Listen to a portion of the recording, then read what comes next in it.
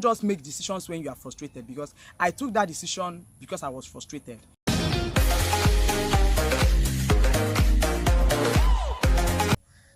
Hi everyone, and welcome back to my channel. My name is Sandra. I'm a Nigerian YouTuber based in Oka, Anambra State, Nigeria.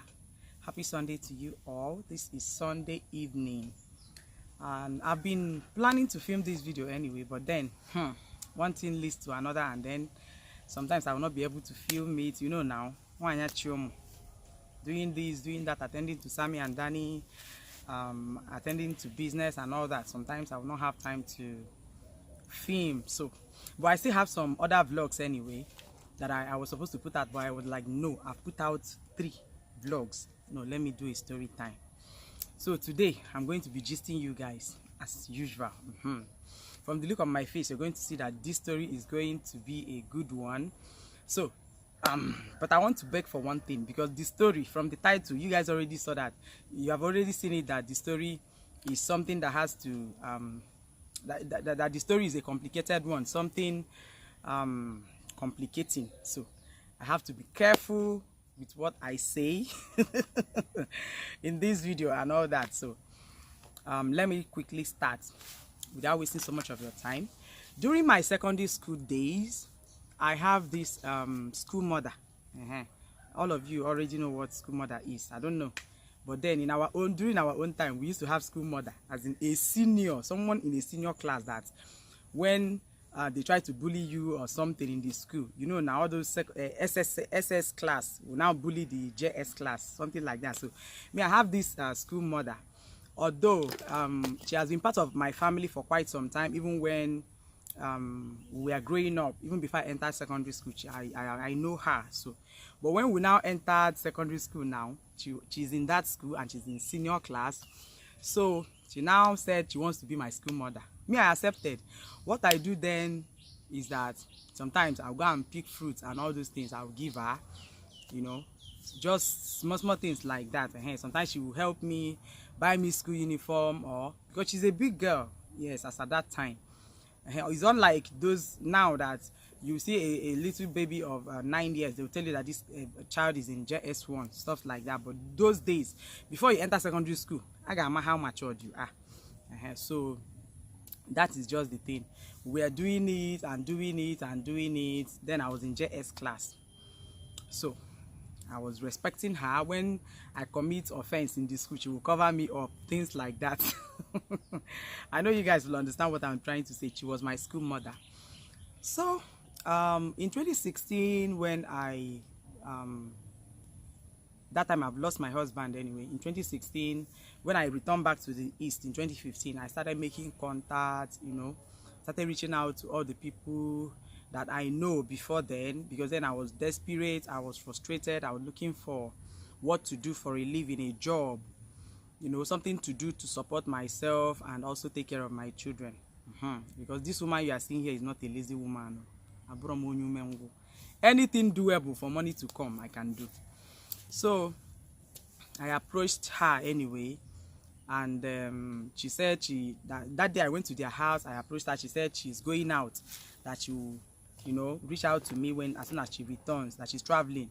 So she traveled. Then I now went to Nnewi. I didn't see her again. So one day I was just with my phone, and my phone rang. I picked the call and she was the one calling me. So I was like, because I call her mommy. So I was like, mommy, you know now what we call her during secondary school days, you call the person mommy. So I was like, mommy, this one you remembered me that I'm angry with her and all that. She said no, that I will not understand, that it's because of work, you know, that she has been very, very busy. So she said she wants to see me that weekend. So I came back to my family house, told my mom that I came back because she said she wants to see me. My mom was like, okay, I should try and go and see her. So when I went to see her, she told me that there's a business that is good that I can do, that she believes I can do the business, that is a good business that will be fetching me money. But then that time, it's not as if she's rich. She's not rich, you know. But I was just naive, let me put it like that. So when after seeing her, talking with her and all that, I came back home, and then discussed with my mom, told my mom that she said she wants to direct me to her friend's place in Aba, where I can be working in a restaurant, and they will be paying me. So I've calculated it. Back then in Nnewi, the business I was doing was not good, as in was not moving. That's just the truth. Yes, I was working as a sales girl in a place that they are selling phone. Yes, back then in 2016. So back then they pay me 7,000 every month. So sometimes before the end of the month, that money don't finish. I'll be going to meet Metron. Metron gave me 1,000. Let me give somebody to give my mom. Metron will give me. Sometimes before the end of the month, that money don't finish. That my 7,000 salary don't finish. So because the business I was doing at Navy was not moving, I decided to try another thing. Yes. So when she told me that I will be earning at least 15,000 every week, I calculated it and I was like, that means in a month, 15,000 every week times 4. That means I'll be earning around 60,000 in a month. And I was like, hey, if I dig on man, that I'm ready to go. So that day, I already came to arrange my things and all that. I told my friend, there's this my friend I have in Nnewi, because that was where I was staying before I now got a house where I was staying in Nnewi. Then I was squatting in her father's house. She's from Nnewi.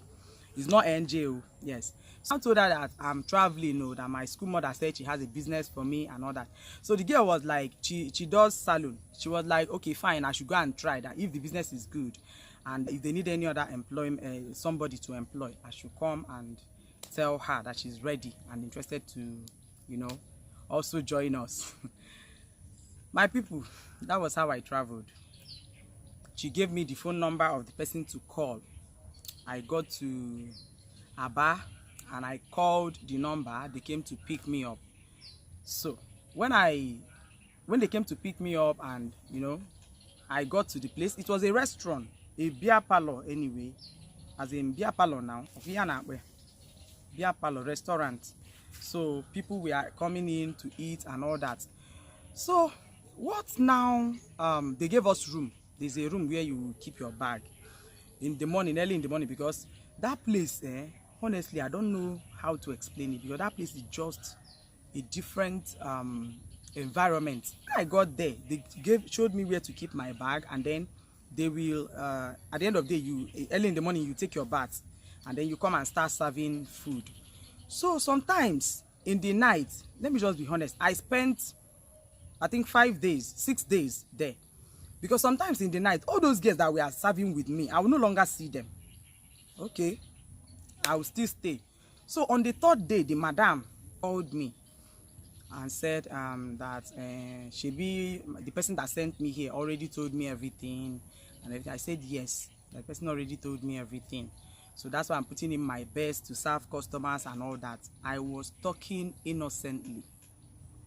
As at that time, I didn't even know what I was into, what I have, as in that I've sold myself, in fact.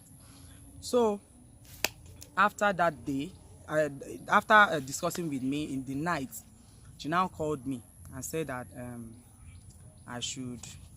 that this man here said I'm the one that he likes, so that anytime he comes here, I should be the one to be serving him. I say, of course, with all happiness, I will serve you, sir.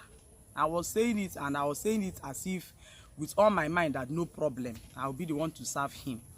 So, and again, another thing I noticed when I was staying there was that when when people come, sometimes you see them talking to themselves in, they'll be doing signal and giving signs that I don't understand.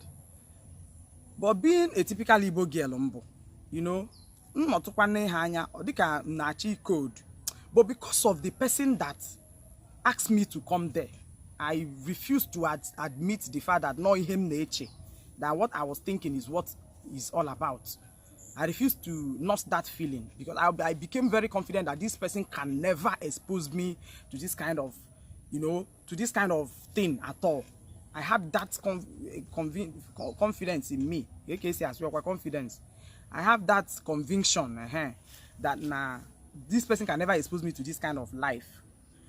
Until that night, that on the 3rd day after talking with madam, Madam introduced me to the man and said, the man said, so in the night when we now closed, as usual, mbanye inside, because you have to stand all through the day.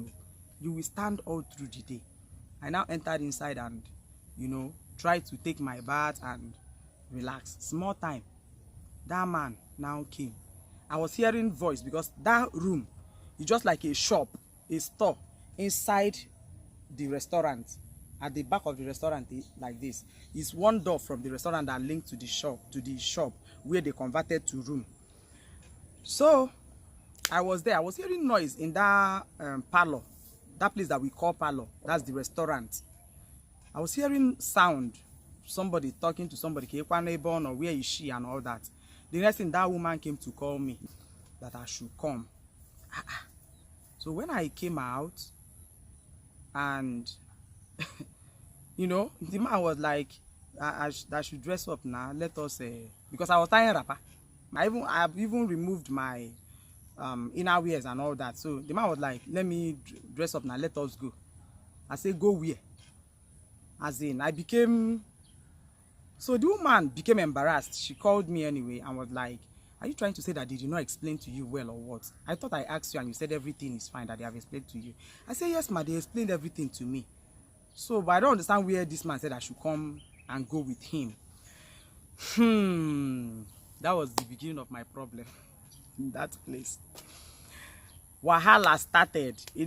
After that day, the woman felt embarrassed and all that. The man left with anger. Matured man. That man is a married man. As a matter of fact, he's a matured man. You know, he should be my mother's age mate. Let me not say my father, but he's above 50.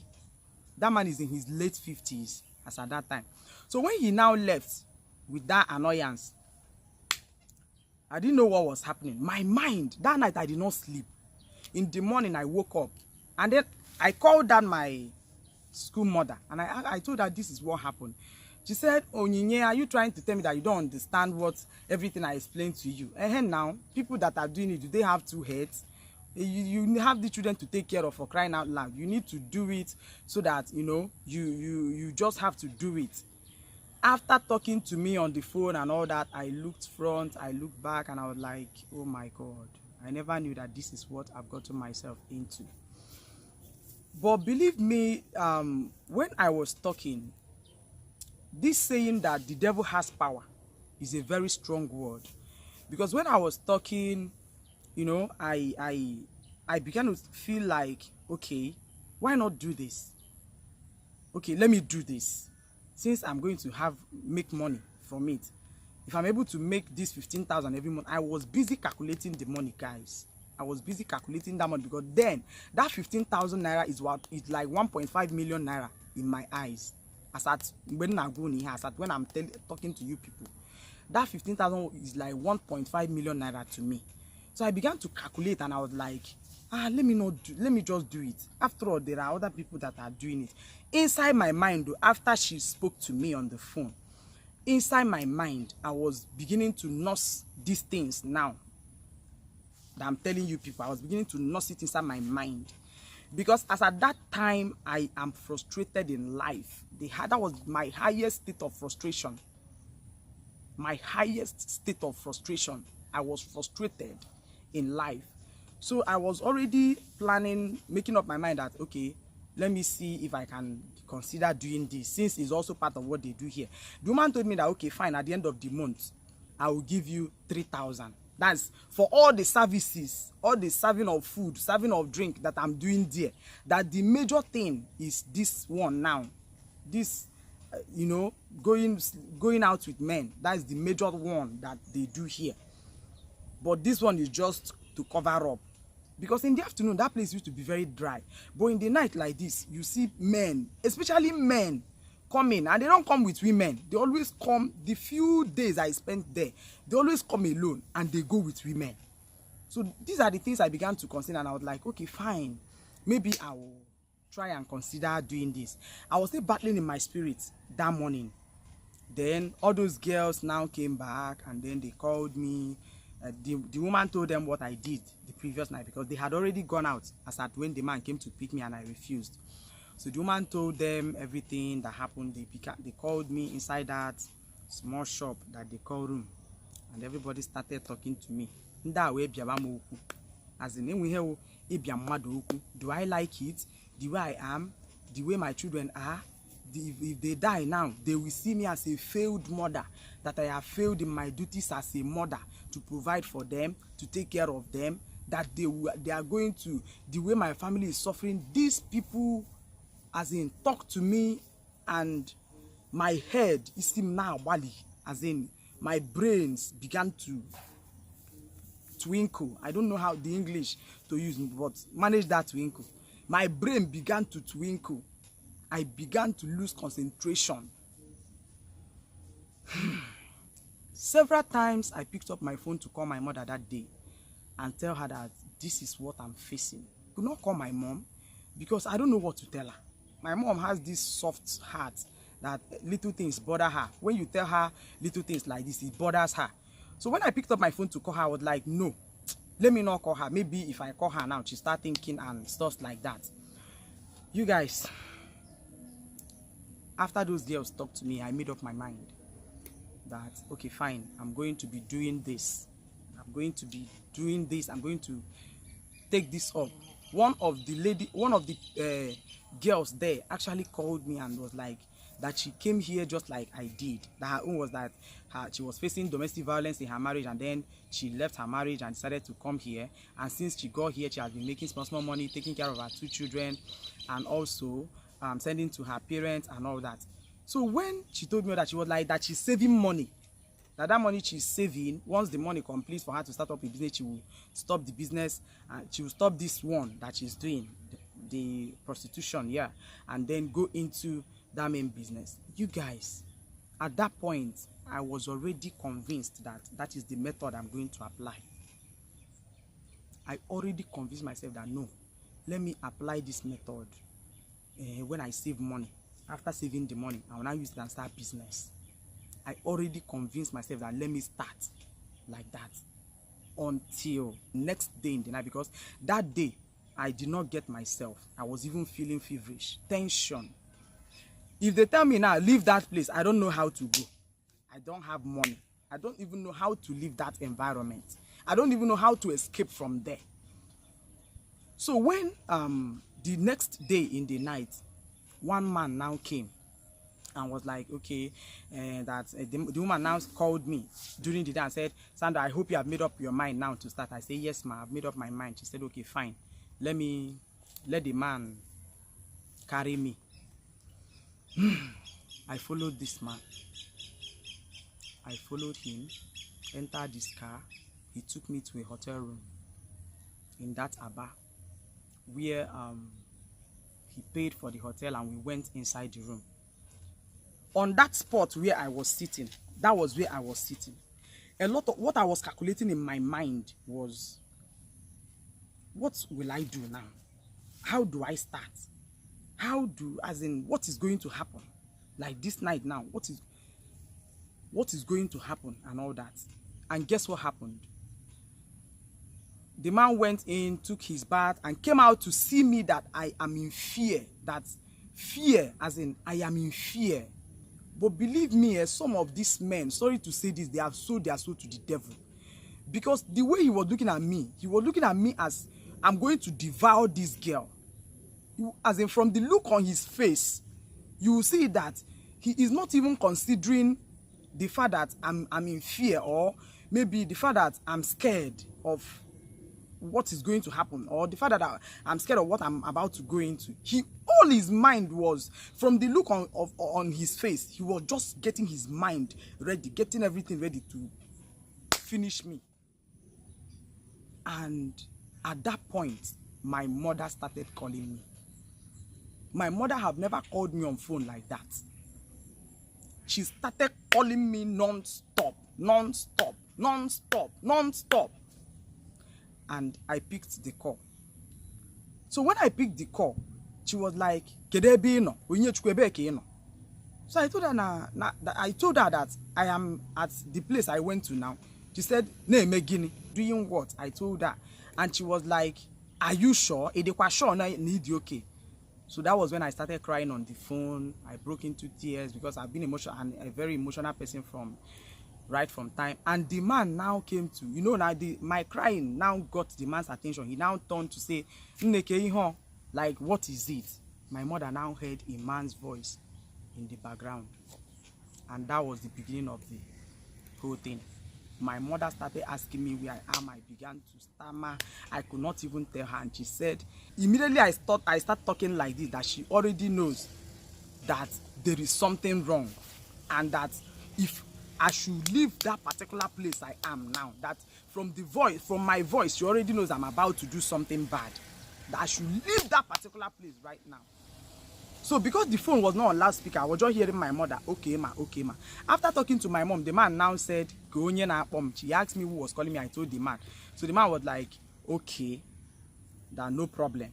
He now relaxed and confidently, he slept off. As that man slept off, that day, the risk I took, I have never taken that kind of risk. I have never taken that kind of risk in my life. That was how I opened the door, left the hotel. Even when I was leaving, the receptionist tried to stop me. Maybe thinking maybe I was leaving because I have stolen from the man or done something bad. So I tried to explain to that girl. Till today, that girl's name is Mercy. Till today, I still have that girl's phone number in my phone. That was how I explained to the girl and everything. She was like, just leave and don't mention my name. Don't even say that I'm the one that, as in, I took her number, I gave her my own and said, if there's anything, you people, you can contact me. Nothing is wrong with the man. He's just there, just that this is my predicament. This is what I'm facing right now. And that was how that girl helped me to leave the hotel room, and I escaped from there. You guys, that day I had to sleep outside. I had to sleep on the streets of Osisioma. I had to sleep on the streets. And the next day, I had to beg. I was just having 1,100 naira with me. I had to beg for me to return back to Anambra State. And I got back, I was smelling. My mom could not behold me when I came back, because I was smelling like a rotten meat. After working there, I did not bathe. After working all day, I did not bathe. The next day again, I did not bathe until I came back. I was messed up. And that was how I escaped being manipulated into prostitution. So I've had this story for a long time, and I was like, okay, fine, let me share this story with you people, and let young girls, single mothers, widows that are also facing what I was facing then in their life, let them learn from this my story. Fine, someone out there may be saying, okay, fine, why did I not listen, ask what I was about to do? But shall you people have listened to the story? I was naive. I was frustrated.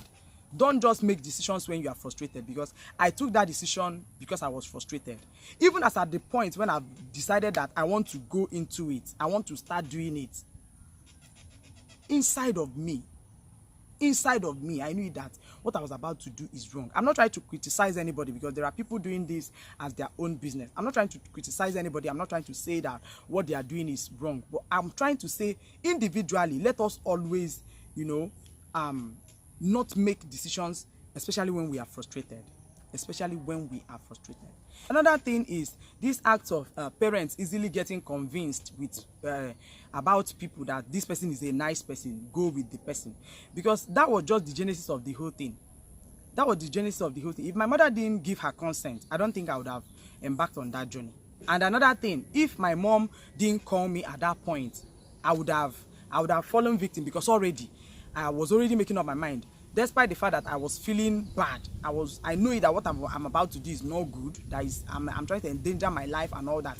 But then, because of the frustration of what I was facing, I was already getting convinced that I can do this. After all, there are other people that are doing it. That was just what my mind was telling me, because I saw them. They go out, they come back, nothing will happen to them. So I already had that mindset that, okay, I'm going to do it. Another thing is, let us mind who we mingle with, like the kind of people we mingle with. Honestly, if not that my mom called me. If not the grace of God, in fact, I would have fallen victim. Maybe I wouldn't even be on the street of YouTube now. You people won't even know me. Yes, because maybe by now I must have died though. And then maybe my children will be orphans, you know. Imagine now that it is that their father is not here and I know what we are facing. Let alone when I'm no longer there. How will these children survive? Because I had this, anything you want to do and you have fear in your mind, that simply means that that thing is not good. And if you enter that thing, there is danger ahead of you. Another thing I want to talk about is that it's not the only option, you know. Selling our body for money is not the only option. To me, I don't know. I'm not trying to criticize anybody. I said this in the beginning of this video and I'm still saying it again. I'm not criticizing anybody, but that is not the only option. Okay, I didn't do it then. And here I am. I still survived all the storms. I still survived all the storm. And doing it then would have been like, you know, stopping because there is a storm. No, you don't stop because of a storm. You try to pull through that storm, because when you stop because of the storm, you are going to remain there until the storm is over. And you find out that you are still going to go very far again for you to meet up with those that pulled through the storm. So I believed that my mom, that call that she gave me helped me to, you know, pull through that storm, because that time, that was the biggest storm of my life. That was the biggest storm of my life that would have led to my death if I had continued, if I had ventured into it completely. And another thing I want to talk about is this idea of school mother something. I don't know if that thing still exists too. Okay, she was doing it to help me. And guess what? When I came back, I later met her and I told her everything that happened. She apologized to me. She was telling me that she herself was not doing it. You were not doing it, and you are not telling me to go and do it, because she don't look like somebody that is living that kind of life, because then she's not that rich. Yes, she's not that rich. Yes, I don't know, but she's not that rich. So if you're not doing it, why now believe that I can do it? Or in fact, I don't know what to believe. Even at this point I'm filming this video, I still have doubt in my mind that she's telling me that she did not do it, that she has not been doing it, or she doesn't do it, and then you recommend me to go and do it. I still doubt it. I am still doubting it in my spirit. So that is just it, guys, and I hope you all enjoyed this story of mine, and I hope that the widows, the single mothers, the young girls out there are also going to learn a little from this my story. The thing is that there is nothing that frustration cannot lead us into. Frustration can lead us into many things. Frustration can lead you into doing all sorts of bad things. But believe me, if you can stand firm, and be strong, you're going to pull through. I am a typical example of people that the storm of life has shaked like this. Like, you don't shake me, so I be like empty bag. It started shaking me from childhood. Storm of life started shaking me and my family from childhood. And if we did not stand firm, woman like my mother no day. If we did not stand firm, I don't think we will be where we are now today. We have not gotten to that place, but we are looking forward to getting there. So you guys, this is the end of my story, and if you enjoyed watching this video, please do not forget to like, comment, share, and please subscribe to my channel. I'm begging you. I'm waiting for you people in the comment section, because I know a lot of people are coming to judge me. A lot of people are coming to face me. A lot of people are coming to do anything to me. No problem. Feel free to air your views. Feel free to do or say whatever you want to say. But this is my story. I'll see you guys in my next video.